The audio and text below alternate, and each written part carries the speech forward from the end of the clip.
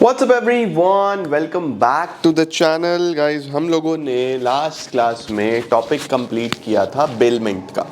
हमारे पास प्लेज बचा है एक टॉपिक और एजेंसी का थोड़ा सा टॉपिक बचा हुआ है। एजेंसी वाला यूनिट भी हमने शुरू कर दिया था, बस उसमें छोटा सा टॉपिक बचा हुआ है, वो भी हम कंप्लीट कर लेंगे। तो आओ पहले इस वीडियो में ये प्लेज वाला पार्ट खत्म कर दें, इसको भी अच्छे से समझ लें। बेलमेंट आप ऑलरेडी समझ चुके हो और कॉन्ट्रैक्ट एक्ट तो हमारा खत्म ही है, अब तो आप रिवीजन ही कर रहे हो। तो चलिए जल्दी से शुरू करते हैं और देखते हैं प्लेज क्या होता है, क्या क्या इसके एसेंशियल्स हैं। बहुत सिंपल है, आई गेस 20 मिनट्स में खत्म हो जाएगा। चलिए जल्दी से लेट्स बिगिन।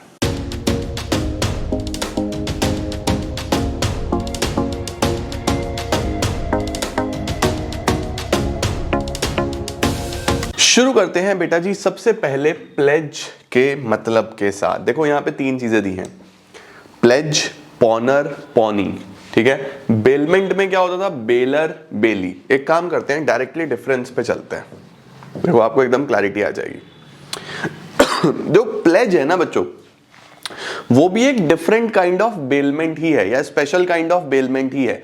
बेलमेंट में आप क्या करते थे, आप अपना सामान किसी और को देते थे फॉर सम पर्पस, केयर करने के लिए, सर्विस पे दिया, और जैसे ही वो पर्पस पूरा होता है तो वापस मिल जाता है सामान, बेलमेंट होता था। प्लेज का मतलब होता है बच्चों गिरवी रखना। प्लेज का क्या मतलब होता है, गिरवी रखना। तो जब आप अपना कोई प्रॉपर्टी गिरवी रखते हो किसी के पास, जैसे आपने अपनी ज्वेलरी गिरवी रख दी है ना, लोन लिया, उसके बदले में सामने वाले ने बोला कुछ ना कुछ गिरवी रखो, तो आपने बोला ज्वेलरी गिरवी रख देते हैं, तो ज्वेलरी गिरवी रख दी तो उसको बोलेंगे प्लेज। बात समझे क्या, सही है या नहीं है? देखो जरा यहां पे आपको एकदम बढ़िया तरीके से क्लैरिटी आ जाएगी और पूरा टॉपिक इसी में खत्म हो जाता है, बिना बात इसमें इतना कुछ ज्यादा टेंशन लेने की जरूरत नहीं है। देखो बेलमेंट क्या होता था, transfer of goods by one person to another for some specific purpose. Purpose के लिए होता था, उसको बेलमेंट बोलते थे। प्लेज क्या होता है, transfer of goods from one person to other, फिर same, as a security for repayment of debt. आपने सिक्योरिटी के फॉर्म में रखा फॉर रीपेमेंट ऑफ डेट, तो इसको हम प्लेज बोल देते हैं बच्चों। सही है। इसके बाद यहां पे पार्टी कौन कौन होते थे, बेलर और बेली, यानी कि डिलीवर करने वाला बेलर, जिसके पास दिए वो बेली। प्लेज में कौन होते हैं, पॉनर और पॉनी। पॉनर किसको बोलते हैं, जो सिक्योरिटी रख रहा है, पॉनर, और जिसके पास रखी गई वो पॉनी। ठीक है, तो यहां पे बेलर बेली होते हैं, यहां पे पॉनर पॉनी होते हैं। ओके, उसके बाद पर्पस। बेलमेंट का बच्चों कोई भी पर्पस हो सकता है, जैसे कस्टडी करना, रिपेयर करना, प्रोसेस करना गुड्स को। प्लेज का एक ही पर्पस होता है, वो क्या है, सिक्योरिटी ऑफ अ डेट। सीधी सीधी सी बात है ना, कर्जे के बदले में सिक्योरिटी रखी गई है, तो सीधा सी बात है। कंसिडरेशन, प्लेज में बच्चों कंसिडरेशन हो भी सकता है, नहीं भी हो सकता। यहां तो हम लोग कई बार बिना कंसिडरेशन के वैसे ही सामान छोड़ जाते थे, है ना, कि भाई मैं 3 दिन के लिए बाहर जा रहा हूं, इसका ध्यान रख लेना, बिना कंसिडरेशन के भी चल जाता था। लेकिन यहां पे कंसिडरेशन हमेशा होगा, always made for a consideration. ठीक है, इसके बाद बच्चों rights to sell the goods. Bailment में बच्चों गुड्स को बेचने का अधिकार नहीं होता। आपके पास जो गुड्स हैं आप उनको सेल नहीं करते, है ना। आपको अल्टीमेटली अगर कुछ पैसे वैसे लगे, आपके खर्चा हुआ है, तो आप स्यू कर सकते हो उस खर्चों की रिकवरी के लिए, बेच नहीं सकते। प्लेज में बेच सकते हो। Pawnee has the right to sell the goods if the pawnor fails to redeem the goods. अगर पॉनर वापस नहीं ले पाता, यानी अपना कर्जा वगैरह चुका के अपने गुड्स वापस रिकवर नहीं कर पाता, तो पॉनी जो है वो बेच भी सकता है। लेकिन यहां पे ऐसा नहीं था। Bailee has no right to sell the goods even the charges of bailment are not paid. Bailee के राइट जो थे वो लिमिटेड थे स्यू करने तक के, है ना। नेक्स्ट क्या है, right to use of goods. Bailee जो है यूज कर सकता था उन गुड्स को सिर्फ उस पर्पस के लिए जिस पर्पस के लिए दिए गए हैं। लेकिन क्या यहां पे अगर आपने ज्वेलरी गिरवी रखी है, सामने वाला क्या आपके ज्वेलरी पहन के घूम सकता है? नहीं, कोई अधिकार नहीं है। प्लेजी और pony can not use the goods pledged. दोनों का डिफरेंस एकदम क्लैरिटी के साथ समझ में आता है या नहीं आता है? बहुत ही सिंपल सा टॉपिक है बच्चों ये प्लेज। ओके, ये क्लियर हो गया ना? ये क्लियर हुआ अब तुम्हारे लिए? बिल्कुल सिंपल है, कुछ खास नहीं है इसके अंदर। Done sir. देखो कहां से शुरुआत हुई, सबसे पहले शुरुआत हुई बच्चों इसके अंदर कि हमारे पास प्लेज क्या है, पॉनर क्या है, पॉनी क्या है। अब आप समझ ही गए प्लेज क्या है, पॉनर क्या है, पॉनी क्या है। तो देखो लिखा हुआ है, सेक्शन याद कर लेना, इंपॉर्टेंट है 172। The bailment of goods as security for payment of a debt or performance of a promise is called pledge. ठीक हो गया बच्चों। बेलर जो है यानी जो सामान देने वाला है उसको हम पॉनर बोलते हैं यहाँ पे, और बेली जो है जिसके पास रखा गया है सिक्योरिटी उसको हम पॉनी बोलते हैं। सही है। जैसे एग्जाम्पल देखो क्या लिखा हुआ है, ए ने बी को मनी लेंड किया against the security of jewellery. ये इसको हम बोल देते हैं यहाँ पे प्लेज। और ए और बी कौन कौन सी पार्टीज हो जाएंगी, पॉनर और पॉनी हो जाएंगे। सही है जी, परफेक्ट। इसेंशियल्स क्या होंगे बच्चों प्लेज के, ये भी एक प्रकार का बेलमेंट ही है। तो जितने भी इसेंशियल्स बेलमेंट के होते थे वो सारे प्लेज में भी चलते हैं, बस यहाँ पे थोड़े से स्पेशल भी हैं चार। कौन कौन से, सबसे पहले जो बेलमेंट होगा वो सिक्योरिटी के पर्पज से होगा। जो सब्जेक्ट मैटर है वो गुड्स होने चाहिए, ठीक है ना। अगर सपोज आपने जमीन वगैरह गिरवी रख दी तो फिर उसको प्लेज नहीं बोलते, उसको मॉर्गेज बोल देते हैं, है ना, मॉर्गेज लोन। तो ध्यान रखना इमूवेबल प्रॉपर्टी में हम लोग मॉर्गेज बोलते हैं। यहाँ पे गुड्स होने चाहिए उसको हम प्लेज बोलते हैं। दोनों का डिफरेंस भी क्लियर हो गया। उसके बाद बच्चों goods pledged for shall be in existence, future goods नहीं होने चाहिए, करंट के प्रेजेंट अवेलेबल गुड्स होने चाहिए। There shall be delivery of goods from pledger to pledgee, delivery होना बहुत इंपॉर्टेंट है। जैसे आप जमीन गिरवी रख देते हो तो जमीन आप डिलीवर थोड़ी ना करते हो, जमीन तो आपके पास ही रहती है, तो वो प्लेज नहीं होगा, मॉर्गेज होगा। लेकिन वहीं पे यहाँ पे डिलीवरी होना इंपॉर्टेंट है। आप ज्वेलरी गिरवी रख रहे हो तो ज्वेलरी आपके पास से सामने वाले के पास जानी भी चाहिए। समझ गए, बढ़िया सर। आओ अब आ रहे हैं आसान आसान से टॉपिक। जो हमारे पास पौनी है यानी जिसके पास आपने सामान गिरवी रखा है उसके क्या क्या अधिकार हैं, बेसिकली जिससे आपने लोन लिया है उसके क्या क्या अधिकार हैं भाई, तभी तो उसके पास सामान आपने गिरवी रखा है। नंबर 1, राइट टू रिटेन, वो आपके गुड्स को तब तक रिटेन कर सकता है जब तक आप उसका लोन नहीं चुकाते, प्रिंसिपल अमाउंट प्लस इंटरेस्ट दोनों। उसके साथ साथ अगर उस सामान की सिक्योरिटी को जो आपने रखा है उसको केयर करने के लिए कुछ स्पेसिफिक खर्चे भी करे तो वो खर्चे भी आपको पे करने पड़ेंगे। देखो क्या लिखा हुआ है, द पॉनी में retain the goods pledged not only for the payment of debt or the performance of the promise but also for interest and all the necessary expenses incurred so that for the preservation of the goods। तो basically तब तक वो goods को retain कर सकता है जब तक आप उसके सारे पेमेंट्स नहीं कर देते। किस किस चीज के पेमेंट्स, कर्जे का पेमेंट, इंटरेस्ट का पेमेंट, और तीसरा बच्चों हमारे पास हो जाता है the payment for any expense जो उसके पास से हुआ उन गुड्स को संभाल के रखने के लिए। ठीक है, संभाल के क्या, सिक्योरिटी ही है। ये एग्जाम्पल पढ़ के देखो जल्दी से। बैंक के पास राइट है कि वो गुड्स को रिटेन कर सकते हैं not only for adjustment of loan but also for the payment of interest. ठीक हो गया बच्चों। उसके बाद आ रहा है right to retention of subsequent debts. ये स्पेशल केस है, ये आपको पता होना चाहिए। सब्सीक्वेंट डेट्स का क्या मतलब होता है बच्चों, फॉर एग्जाम्पल मैंने किसी बैंक से, HDFC बैंक से 20,000 रुपए का लोन लिया, 20,000 रुपए का लोन लिया और इसके बदले में अपनी चेन गिरवी रखवा दी। चेन कितने की है, 1 लाख रुपए की। अब लोन तो सिर्फ 20,000 का लिया था, चेन मैंने गिरवी रखवा दी 1 लाख रुपए की। उसके बाद मैंने एक और लोन ले लिया 30,000 रुपए का। ठीक है, एक और लोन ले लिया 30,000 रुपए का। अब मैं जो हूं, ये लोन मैंने जैसे ही चुकाया, मैंने बैंक को बोला लाओ मेरी चेन वापस करो, मैंने इस लोन के बदले में तो चेन रखवाई थी। बैंक ने बोला ना ना ना, अभी तो आपका ये वाला लोन भी है, सब्सिक्वेंट लोन भी है, हम तो इसके अगेंस्ट भी इसी को मान रहे हैं सिक्योरिटी, हम तो इसी को मान के चल रहे हैं। तो क्या ऐसा हो सकता है? ऐसा हो सकता है ओनली इफ कॉन्ट्रैक्ट में ऐसा परमिसिबल हो। अगर परमिसिबल नहीं है फिर नहीं, परमिसिबल होना चाहिए। देखो क्या लिखा हुआ है, the pawnee can retain the goods pledged for any debt or promise other than the debt or promise for which they are pledged.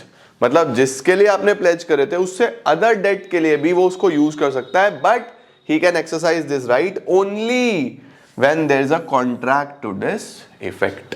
जब ऐसी चीज कॉन्ट्रैक्ट में हुआ है तभी हो सकता है। That is a right to retain goods for subsequent debts can be exercised only when it has been provided for in the contract. ठीक है, नेक्स्ट आता है बच्चों pawnee's right to extraordinary expenses incurred. ये मैंने आपको बोला ही है कि कोई भी अगर एडिशनल खर्चा हुआ है जो कि पॉनी ने पे करा उन गुड्स को अपने पास रखने के लिए, तो फिर अल्टीमेटली वो भी आपसे रिकवर करेगा, उसको अधिकार है। तो देखो क्या लिखा हुआ है, The pawnee is entitled to receive from the pawner extraordinary expenses incurred by him for the preservation of the goods pledged. For such expenses, however, he doesn't have the right to retain, but he can sue the pawner for such expenses. इसका क्या मतलब है बच्चों कि इस case में वो goods को रिटेन तो नहीं करेगा, लेकिन वो आपके ऊपर केस जरूर कर सकता है। यानी एक्स्ट्राऑर्डिनरी खर्चों के केस में वो गुड्स को रिटेन नहीं कर सकता, लेकिन वो आपको स्यू जरूर कर सकता है उन खर्चों के लिए। ठीक हो गया बच्चों, परफेक्ट है। नेक्स्ट आ रहा है बच्चों, pawnee's right when the pawnor makes default. लो जी, अगर सामने वाले ने डिफॉल्ट ही कर दिया, आपका लोन चुकाने से ही मना कर दिया, बिल्कुल दिया ही नहीं, तब आपके पास क्या अधिकार है? बहुत सिंपल सा अधिकार है, मैंने आपको डिफरेंस में ही पढ़ाया कि सबसे पहले तो वो केस कर सकता है उसके अगेंस्ट जाके कोर्ट में, और वहां से केस करने के बाद अल्टीमेटली कोर्ट उसको ये भी राइट दे सकता है कि आप उसको बेच दो, सेल कर दो और अपना पैसा रिकवर कर लो। तो देखो क्या लिखा हुआ है यहाँ पे, if the pawnor makes default होता है या फिर परफॉर्मेंस में डिफॉल्ट करता है at the stipulated time in respect of which the goods were pledged, pony के पास क्या क्या राइट्स है? नंबर 1, पॉनी में bring a suit against the पॉनर। सबसे पहले तो वो क्या कर सकता है? केस कर सकता है। दूसरा, he may sell the things pledged on giving the pawners reasonable notice. वो पॉनर को नोटिस दे के भी उसको बेच भी सकता है कि भैया देख, तूने अपना पैसा नहीं दिया, मैं तेरे को 1 महीने का टाइम और दे रहा हूँ, पैसा दे दे, अगर नहीं देगा तो फिर मैं ये ज्वेलरी बेच दूंगा या ये गुड्स बेच दूंगा। ठीक है, इसके अंदर 2 केस और आते हैं बच्चों। देखो क्या है,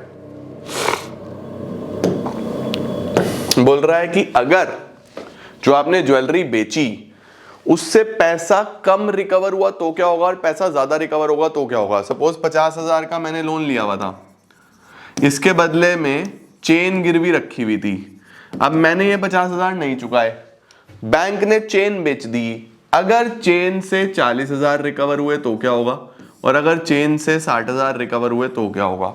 तो देखो बच्चों, अगर 40,000 रिकवर हुए तो बैंक 40,000 रख लेगा और 10,000 के लिए मेरे पे केस करेगा कि भैया 10,000 और दो, और अगर 60,000 रिकवर हुए तो अपने 50 रख के 10 मुझे वापस कर देगा, क्योंकि अल्टीमेटली चेन तो मेरी थी ना। तो देखो क्या लिखा हुआ है, if the proceeds of sale are less than the amount due in respect of the debt, अगर अमाउंट कम होता है तो pawnor is still liable to pay the balance, pawnor को अभी भी बैलेंस पे करना है। वहीं पे अगर ज्यादा पैसा मिल जाता है तो वो पैसा पॉनर को वापस दे दिया जाएगा। परफेक्ट है बच्चों, राइट, डन सर। नेक्स्ट आ रहा है राइट्स ऑफ पॉनर। पॉनर कौन है? गिरवी रखने वाला। उसके पास क्या क्या राइट्स है? देखो बहुत ही सिंपल है। सबसे पहला, राइट टू रिडीम। रिडीम का मतलब होता है कि भैया वो अपने गुड्स को पेमेंट करके रिकवर कर सकता है, जो भी उसने गिरवी रखा है कर्जा चुकाए अपना और गुड्स को रिकवर करे। सबसे पहला राइट तो यही होता है। Number 1, the right of redemption. Redemption means to recover back the goods by making of the payment of debt और performance of the promise, या जिस भी promise को perform करने के लिए उसने वो goods रखे हुए थे वो उस performance करे और अपने goods recover कर ले। देखो लिखा हुआ है, if a time is stipulated for the payment of the debt or performance of the promise for which the pledge is made and the pawner makes default in payment of the debt or performance of the promise at the time, he may redeem the goods pledged at any subsequent time before the actual sale of them. But he must in that case pay in addition any expenses which have arisen from his default. कि अगर आपने अपने कर्जे में default करा, पहली बात तो आप टाइम पे परफॉर्म करो और अपने गुड्स वापस ले लो। अगर आप डिफॉल्ट भी कर देते हो तो जब तक सामने वाले ने आपका सामान नहीं बेचा, उस सेल से पहले अगर आप चाहो तो आप अपना परफॉर्मेंस करके या कर्जे का पेमेंट करके अलॉन्ग विद जो भी एक्स्ट्रा खर्चे आए वो सब चुका के अपने गुड्स को रिडीम कर सकते हो। तो सबसे पहला अधिकार तो यही है कि आप अपने गुड्स वापस से रिडीम कर सकते हो। अब पॉनी की क्या क्या ड्यूटीज हैं बच्चों जी, और पॉनर की क्या क्या ड्यूटीज हैं, ये तो बहुत सिंपल है, कॉमन सेंस से भी आपको याद रहेगा। पॉनी कौन है भाई? जिसके पास गिरवी रखा गया है सामान, उसकी क्या जिम्मेदारी होगी उस सामान को लेके? सबसे पहला, उसका ध्यान रखे।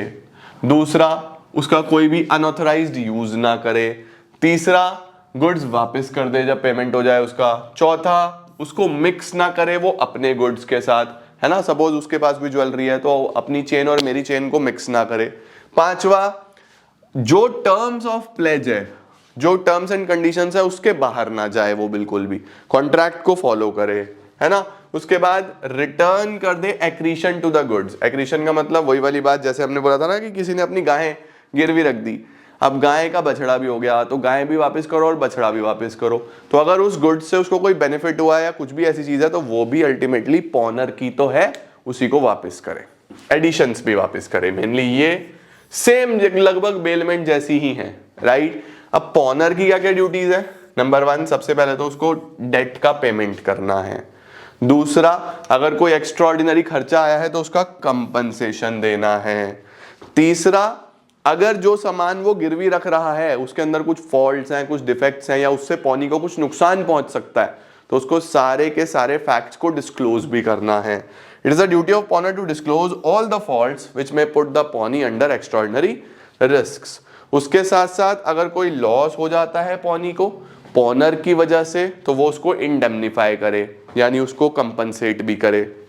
उसके बाद अगर पॉनी गुड्स को बेच देता है तो पॉनर मस्ट पे द डेफिसिट। ये कब होता है? अगर पैसा कम आए, जैसे 50 का लोन लिया था, ज्वेलरी रखी थी, ज्वेलरी बिकी 40 की, तो 10 अब भी बच गए, वो भी मुझे पे करने, राइट। ये ड्यूटीज ऑफ पॉनर होता है, राइट। अब यहां पे आप ड्यूटीज ऑफ पॉनी में सेल वाला पॉइंट भी लिख सकते हो कि अगर सेल कर देता है गुड्स को वो और अल्टीमेटली ज्यादा पैसा रिकवर होता है तो उसकी ड्यूटी है कि जो एक्स्ट्रा पैसा है वो वापस करा जाए।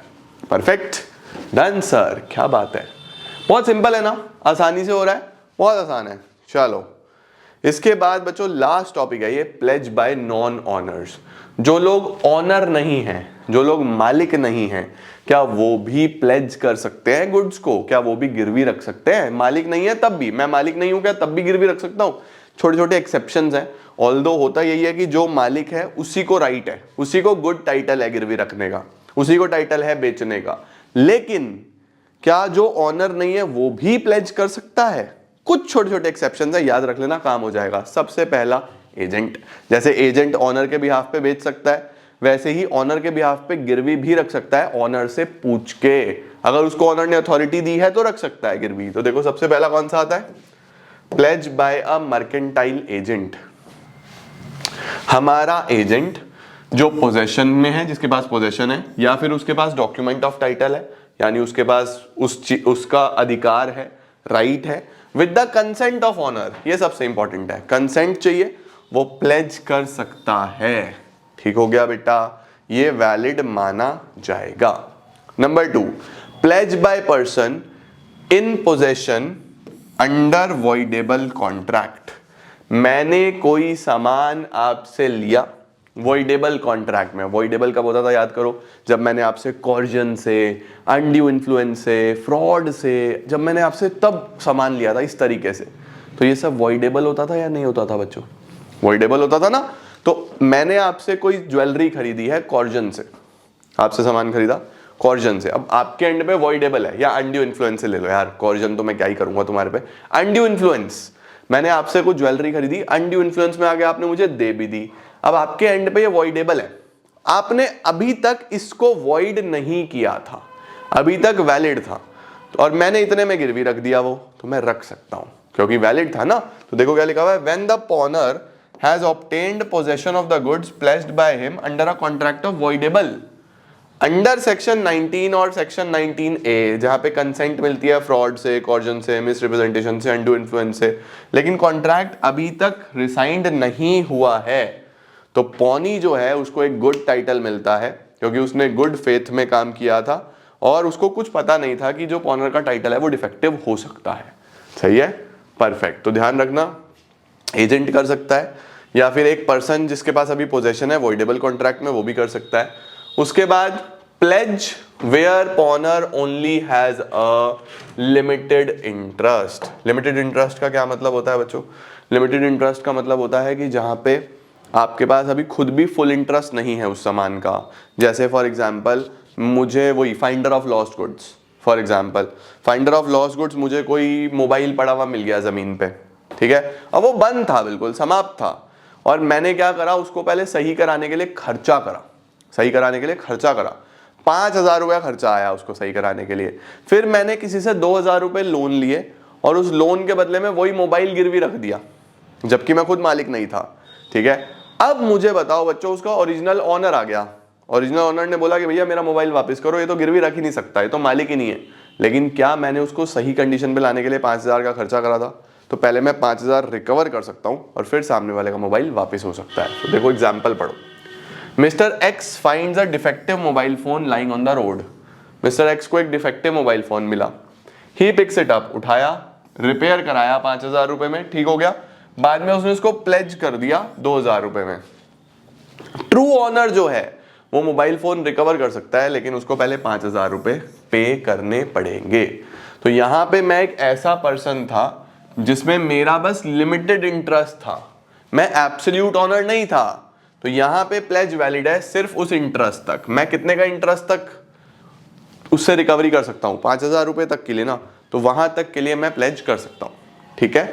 नेक्स्ट, प्लेज बाय को ऑनर इन पोजेशन। अगर बच्चों मल्टीपल ऑनर्स होते हैं, किसी सामान को मल्टीपल लोगों ने खरीदा हुआ है, सपोज वही ज्वेलरी ले लेते हैं या कोई गुड्स ले लेते हैं जिसके 2-3 ऑनर्स हैं, चिंटू, चिंटी, बंटी, 3 ऑनर्स हैं। गुड्स पड़े हैं चिंटू के पास, तो चिंटू वहां पे गिरवी रख सकता है क्या? देखो लिख रहा है where the goods are owned by many person with the consent of other owners. दूसरों की कंसेंट लेने के बाद गुड्स जो थे वो चिंटू के पास पड़े थे, तो चिंटू जो है प्लेज कर सकता है, राइट। नेक्स्ट आता है प्लेज बाय सेलर और बायर इन पोजेशन। इसका मतलब ये है कि आपने माल बेच दिया लेकिन माल अभी तुम्हारे पास ही पड़ा है, तो क्या आप उसको गिरवी रख सकते हो? जैसे ए ने एक साइकिल खरीदी बी से, यानी कि बी सेलर है, ए बायर है, ठीक है। लेकिन उसने बोला कि अभी अपने पास ही रख लो, मैं ले लूंगा आपसे 1 हफ्ते बाद, 10 दिन बाद, 15 दिन बाद, अभी मैं कहीं बाहर जा रहा हूं। इतने में उसने गिरवी रख दी वो साइकिल सी के पास, जिसको ये पता नहीं था कि ये तो ए को बेच चुका है। उसने तो गुड फेथ में, एक अच्छे टाइटल में उस सामान को अपने पास गिरवी रखवाया and acted in good faith. ये प्लेज वैलिड है बच्चों। देखो क्या लिखा हुआ है, a seller in whose possession the goods have been left after sale. माल बिक गया है लेकिन अभी उसी के पास है, सेलर के पास।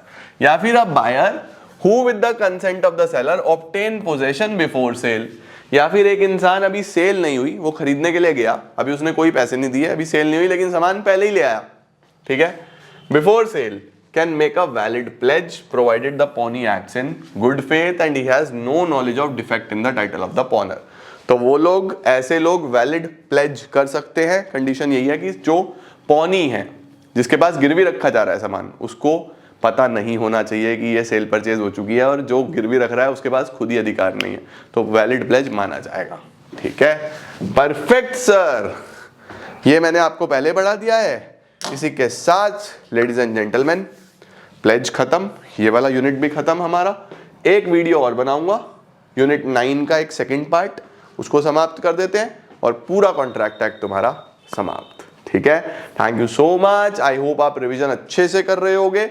मैंने आपको अभी स्टार्टिंग से पूरा प्लान दिया हुआ है, अगर वो वीडियो नहीं देखी तो देख लो। एक पार्ट और फिर तुम्हारी राइटिंग प्रैक्टिस चालू कराता हूं एज पर द स्केड्यूल, ठीक है। Thank you so much guys, love you a lot. खूब अच्छे से मेहनत करो, पढ़ाई करो और बढ़िया से फोड़ो, ठीक है। धन्यवाद।